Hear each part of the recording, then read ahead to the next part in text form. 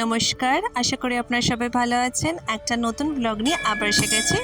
মনে আছে তো আপনাদের আমি বলেছিলাম আমাদের দেশের বাড়ি কতগুলো মন্দির আছে আর মন্দিরগুলো কেমন কি মন্দির সেগুলো আমি দেখাবো।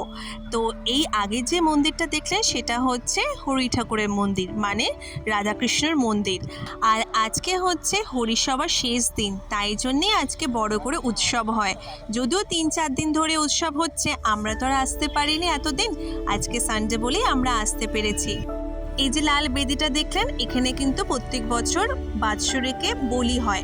যারা যারা এখানে মালসা পুজো দিতে চায় তারা কিন্তু এখানে দিতে পারে। এখানে প্রায় হচ্ছে 1000-1200 করে মালসা এখানে দেওয়া হয় প্রত্যেক বছর।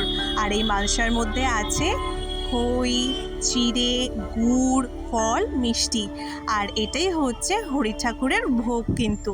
আর এই ভোগের জন্যেই সবাই দূর দূরান্ত থেকে আসে এই ভোগ নেবার জন্যে। আর এখানে দেখুন সবাই সেই আয়োজনটাই করছে, মালসা একদিকে সাজাচ্ছে আর একদিকে ফল কাটাকুটি চলছে। চলুন এবার তাহলে অনেক ঠাকুর তো দেখা হলো, এবার আমি একটু যাই খাই, সকাল থেকে আর কিছু খাওয়া হয়নি। আর এই যে মিষ্টিটা আমি যেটা খাচ্ছি সেটা হচ্ছে বড়দি বানানো মিষ্টি। খেতে অসাধারণ ছিল, আর যেমন টেস্ট আর তেমন দেখতে। আমি যদিও নারকেলের মিষ্টি খেতে খুবই ভালোবাসি। আর এই যে বালক, সেই বালক হচ্ছে হরি ঠাকুর সেজেছে। আর তার সাথে একটা যে ত্রিশূলটা দেখছেন ওটাই আসল ঠাকুর। সব বাড়িতে বাড়িতে ভ্রমণ করে সবার কাছ থেকে বাতাসা, জল সব কিছু নিয়ে তারপরে বসে হচ্ছে ঠাকুরের স্থানে।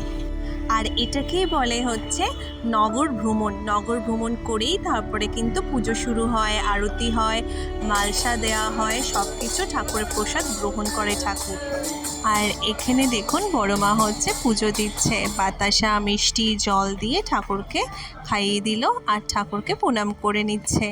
আর এটা হচ্ছে বড় মার ঠাকুর ঘর, একটা ছোট্ট ঠাকুর ঘর, কিন্তু অনেক ঠাকুর আর অনেক ভালোবাসা রয়েছে এই ঠাকুর ঘরে। আচ্ছা আচ্ছা, এবারে মানে ভোগ হবে, সব তৈরি হবে। ওই যে ওই যেটা ধরে আছে ওটা ঠাকুর, ওটা ঠাকুর চাইবো, ওইটাই চাইবো। আর যে ধরে আছে সে ও। সারাদিন তো ঠাকুর দেখা থেকে শুরু করে মজা আহ্লাদ সব কিছু হলো। এবার কিন্তু বড় মা চলে এসেছে রান্নাঘরে লুচি ভাজছে, গরম গরম লুচি, আর বড়দির হাতে স্পেশাল পনিরের তরকারি। চলুন আপনাদের আমি আর একটা মজার জিনিস দেখাই। আপনারা কখনো কি দেখেছেন ধুলামাটি খেলা? এবার দেখুন ধুলামাটি খেলা।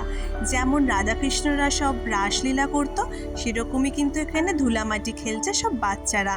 শুধু বাচ্চারা না, এরপর কিন্তু বড়রাও এর মধ্যে অংশগ্রহণ করবে। তোমরা কিন্তু আমাকে জানিও আমাদের দেশের বাড়ি পুজো তোমাদের কেমন লাগছে। আজ তাহলে আসি, আবার দেখা হবে অন্য একটা ব্লগে। টাটা।